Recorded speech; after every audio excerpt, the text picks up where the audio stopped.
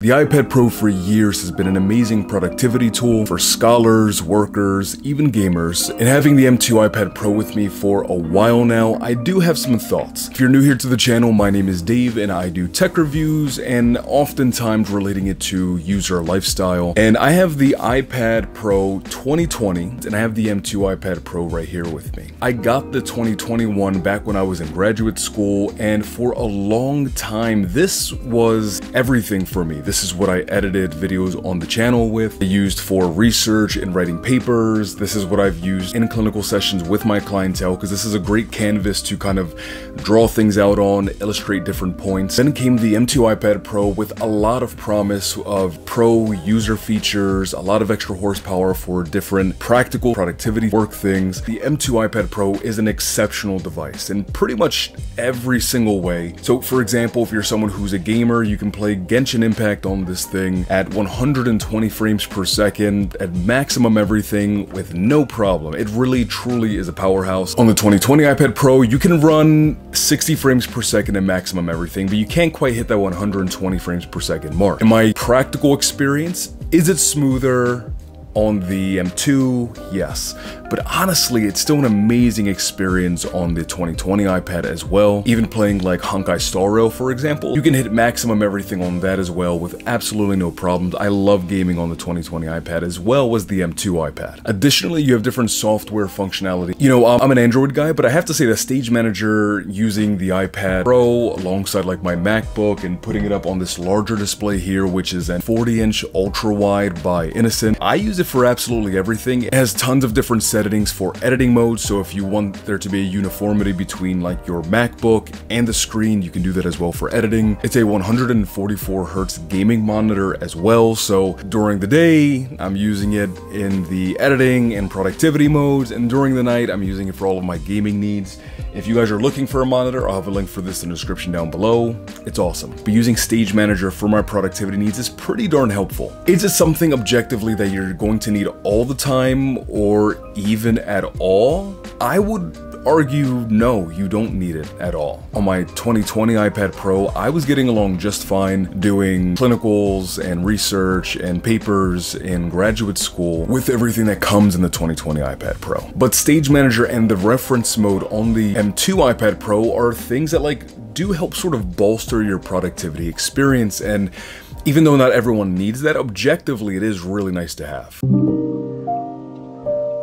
And if you're worried at all about how the 2020 iPad Pro fares today in terms of like everyday usability, the M2 iPad Pro is incredibly smooth, and my iPad Pro from 2020 is literally just as smooth today as it was when I purchased it 3 years ago, if I'm being completely honest. Social media, web browsing, watching videos, playing games, everything from top to bottom is incredibly smooth. Transitions and animations, multitasking, it literally has not missed a beat at all.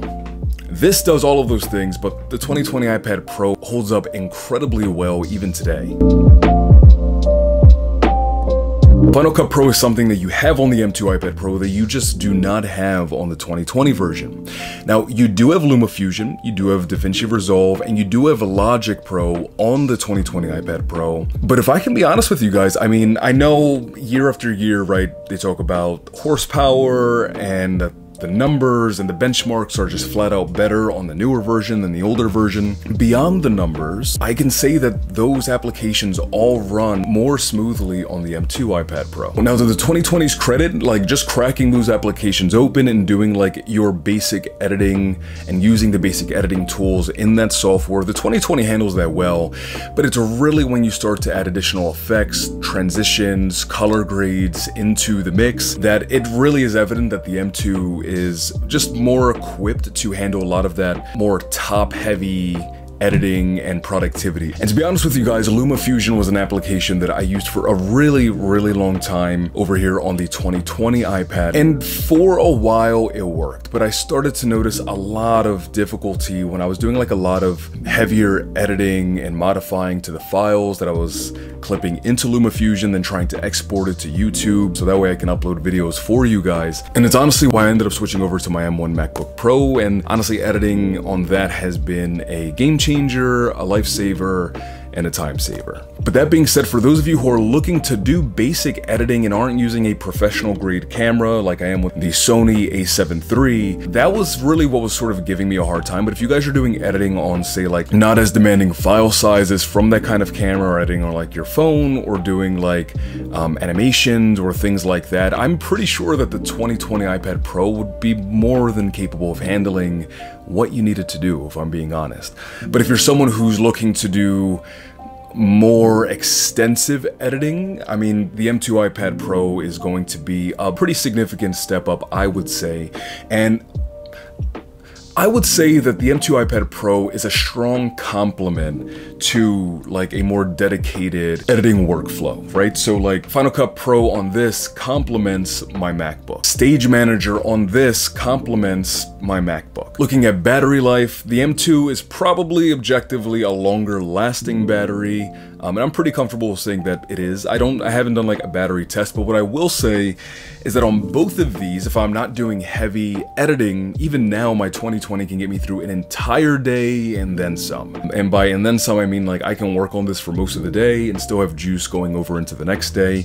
And the same is absolutely true here on the M2 as well. And so a big question becomes, do you need an M2 iPad Pro? And if you ask me, I mean, like, the extra things that I can do on here have been nice, but I would say like 80 of what this can do, I can do on my 2020 iPad Pro. And the 2020 iPad Pro served me incredibly well in a myriad of different ways for different facets of my life. This is more capable at handling and excelling at all of those things, but it doesn't mean that like this one is just bad suddenly. This is still a very capable machine, and it's gonna save you a lot of money. In the comment section, let me guys know if you're leaning towards maybe 2020, save some money, or the M2 and go gung-ho, dolphin emoji or turtle emoji. And thank you guys so much again for stopping by and hanging out. I hope this video could be helpful for you guys. It's a bit of a shorter one, but I just sort of using the M2 iPad Pro for a while. It's an amazing device, but I could sort of see where someone might struggle trying to decide if like they should just shell out for the brand new thing.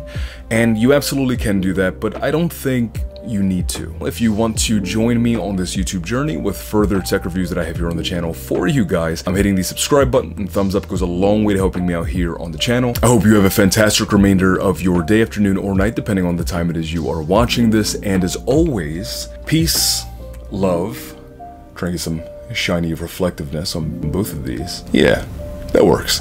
And adios. Have a great day, guys. Bye.